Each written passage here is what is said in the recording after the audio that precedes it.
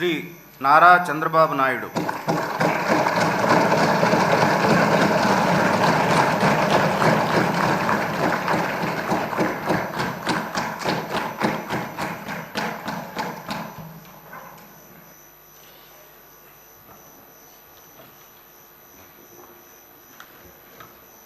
నారా చంద్రబాబు నాయుడు అనే నేను శాసనసభ సభ్యునిగా ఎన్నిక అయినందున శాసనం ద్వారా నిర్మితమైన భారత రాజ్యాంగం పట్ల నిజమైన విశ్వాసం, విధేయత చూపుతానని, భారతదేశ సార్వభౌమాధికారాన్ని, సమగ్రతను కాపాడుతానని, నేను స్వీకరించబోయే కర్తవ్యాన్ని శ్రద్ధాశక్తులతో నిర్వహిస్తానని దైవ సాక్షిగా ప్రమాణం చేస్తున్నాను.